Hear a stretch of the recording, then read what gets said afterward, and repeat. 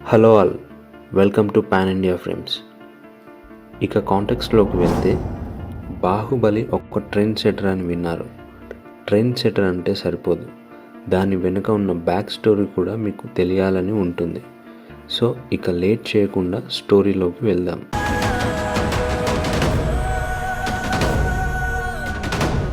ఇప్పుడంటే కంప్లీట్గా pan India, pan world సినిమాలు, హై బడ్జెట్ స్టోరీలు వస్తున్నాయి. కానీ ఒకప్పుడు మన ఇండస్ట్రీలో 100 కోట్లు కొడితే గొప్పగా ఫీల్ అయ్యేవాళ్ళం. మా హీరోకి 100 కోట్ల సినిమా ఉందని ఫ్యాన్స్ గర్వంగా చెప్పుకునేవాళ్ళు. బట్ ఇప్పటి మార్కెట్కి అది చాలా చిన్న ఫిగర్ అని చెప్పాలి. ఒక పెద్ద హీరో సినిమా రిలీజ్ అయితే A1 ఈజీగా ఆ నెంబర్ కొట్టేసే రేంజ్కి ఇండియన్ సినిమా చేరుకుంది. ఇదంతా ఎందుకు చెప్తున్నానంటే, ఈ సినిమాల అన్నిటికీ పునాది వేసింది మన బాహుబలి ఫ్రాంచైజ్. ఇప్పటి పాన్ ఇండియా సినిమాల అన్నిటికీ ఇదొక భగవద్గీత లాంటిది. రాజమౌళి గారి బిగ్గెస్ట్ ఎక్స్పెరిమెంట్ అని చెప్పొచ్చు. నాకైతే ఇప్పుడు కలేజాలో ఒక సీన్ గుర్తొస్తుంది. మహేష్ బాబు దేవుడు అని ప్రూవ్ అయినప్పుడు కిందకి వంగి దండం పెడతారు చూడండి, ఆ సీన్. మేబీ ఇది కొంచెం ఓవర్ అనిపించవచ్చు, బట్ ఎగ్జాక్ట్లీ ఇప్పటి సినిమాలు అన్నీ బాహుబలిని ఆ స్థానంలో చూడాలి.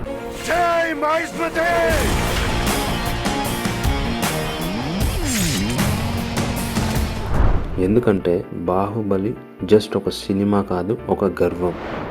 5 years of hard work, dedication. Rajamouli గారికి, ప్రభాస్కి, ఎంటైర్ క్యాస్ట్ అండ్ క్రూకి మనం ఇచ్చే రెస్పెక్ట్. మన ఇండియన్ ఫిలిం ఇండస్ట్రీలో ఎన్నో గూస్ బంప్ తెప్పించే సినిమాలు ఉన్నాయి. లెజెండరీ సీనియర్ ఎన్టీఆర్ గారి నుంచి మన ఇప్పటి యంగ్ హీరో అయిన తేజ సజ్జా వరకు. కానీ ఇండస్ట్రీని ఒక మెట్టు ఎక్కించేవి కొన్ని సినిమాలు ఉంటాయి. అందులో ఒకటి మన బాహుబలి. పచ్చిగా చెప్పాలంటే ఈ సినిమా చూపించిన ఇంపాక్ట్కి ఒక్కసారిగా మన తెలుగు సినిమా స్టాక్ మార్కెట్లో షేర్స్ పెరిగిన రేంజ్లో స్కైని చేరింది. అప్పటిదాకా పీక్ మార్కెట్ని ఎంజాయ్ చేస్తున్న బాలీవుడ్ కూడా షాక్లో పడింది. ఇది నిజంగా తెలుగు డైరెక్టర్ తీసిన సినిమానా అనే ప్రశ్న హిందీ ఆడియన్స్లో మిగిలిపోయింది. నార్త్లో పెద్దగా హైప్ లేకుండా రిలీజ్ అయింది బాహుబలి. అసలు ఇంత రిపీటెడ్గా జనాలకు నచ్చడం వెనుక స్ట్రాంగ్ రీజన్స్ ఉన్నాయి. అందులో మెయిన్ రాజమౌళి విజన్ని పర్ఫెక్ట్గా స్క్రీన్పై చూపించిన విధానం, ఆ యాక్షన్ బ్లాక్స్ని పర్ఫెక్ట్గా ఎగ్జిక్యూట్ చేసి చూపించిన విధానం, అండ్ స్టోరీ పరంగా స్ట్రాంగ్ ఎమోషనల్ కనెక్షన్ని బిల్డ్ చేయడంలో రాజమౌళి గారు 100% సక్సెస్ అయ్యారని చెప్పొచ్చు. ఒకప్పుడు తెలుగు సినిమా అంటే రీజనల్ స్క్రిప్ట్లు, లో బడ్జెట్లు, టెక్నికల్ గ్రాండ్నెస్ లేని కథలు వచ్చేవి. దానివల్ల మన మంచి కంటెంట్ ఉన్న సినిమాలు కూడా పెద్దగా రన్ అయ్యేవి కావు. బట్ రాజమౌళి గారు తన ప్రతి సినిమాతో ఎక్స్పెరిమెంట్స్ చేసుకుంటూ వచ్చారు. మగధీర అండ్ ఈగతో VFXని బాగా వాడుకొని టెక్నికల్ బ్రిలియన్స్ అంటే ఏంటో చూపించారు. రాజమౌళి గారికి చిన్నప్పటి నుండి కామిక్స్, మహాభారతం ఇలాంటి స్టఫ్ అన్నీ ఇన్ఫ్లుయెన్స్ అయ్యాయి. చిన్నప్పుడు చదివిన స్టోరీస్ వల్ల ఇమాజినేషన్ ఒకవైపు, తన ఫాదర్ విజేంద్ర ప్రసాద్ గారు చెప్పిన ఐడియా ఇంకోవైపు, అన్నీ కలిపి లెజెండరీ స్టోరీ క్రియేట్ అయ్యింది.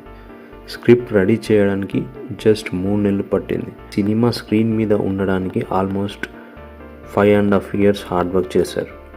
ఇలాంటి ప్రాజెక్ట్లో ఏ మిస్టేక్ జరిగినా కెరీర్కి చాలా రిస్క్ ఉంటుంది. మనం రెగ్యులర్గా హీరో మీద ఫోకస్ చేస్తాం, కానీ బాహుబలి స్టార్ట్ అవ్వడమే శివగామి సాక్రిఫైస్తో అవుతుంది. స్టార్టింగ్లో ఆ బేబీ సీన్ ఎందుకు వస్తుందో తెలియకపోయినా ఆ ఎమోషన్లో ఆడియన్స్ ఇమ్మర్స్ అయిపోతారు. శివుడి జర్నీలో waterfall shots, snow mountain visuals అన్నీ మాహిష్మతి లోకంలో మనకు గ్రేట్ ఎక్స్పీరియన్స్ని ఇస్తాయి. తర్వాత దేవసేన క్యారెక్టర్తో మదర్ సన్ ఎమోషన్ సెట్ అవుతుంది. బ్రదర్స్ మధ్య రివాల్రీ, కట్టప్ప లాయల్టీ, అన్ని twist step by step reveal అవుతాయి. సడన్లీ శివుడి స్టోరీకి బ్రేక్ ఇచ్చి Amarendra Baahubali flashback start అవ్వడం, 2 స్టోరీస్ ప్యారలల్గా నడవడం, క్లైమాక్స్లో కట్టప్ప ఎందుకు బాహుబలిని చంపాడు అని బిగ్గెస్ట్ క్లిఫ్ హ్యాంజర్. ఇలాంటి అటెంప్ట్ ఇండియన్ సినిమాలో ఎవ్వరూ ట్రై చేయలేదు. కట్ చేస్తే ఓవర్ నైట్లో ప్రభాస్ పాన్ ఇండియా స్టార్ అయిపోయాడు. అమితాబ్ తర్వాత ఎవ్రీ హౌస్లో ప్రభాస్ నేమ్ మారుమోగిపోయింది. ఈ జనరేషన్కి ఫస్ట్ పాన్ ఇండియా హీరో అనే ట్యాగ్ పడింది. ప్రభాస్ కష్టానికి తగ్గ ఫలితం దక్కింది. ఈ సినిమా తర్వాత రిస్క్ తీసుకొని సాహో లాంటి బిగ్ బడ్జెట్ మూవీస్కి గ్రీన్ సిగ్నల్ ఇచ్చారు. North south cinema borders dissolve అయిపోయాయి. బాహుబలి ఓపెన్ చేసిన పాత్లో RRR, పుష్ప, KGF లాంటి next level pan India movies వస్తున్నాయి. స్మాల్ బడ్జెట్ సినిమాస్ కూడా హనుమాన్, కార్తికేయ 2 లాంటి పాన్ ఇండియా రీచ్ ఇచ్చాయి. యంగ్ డైరెక్టర్స్ అయిన రిషబ్ శెట్టి లాంటి వాళ్ళకి కాంతారా లాంటి ప్రాజెక్ట్స్ ట్రై చేయడానికి కరేజ్ ఇచ్చింది.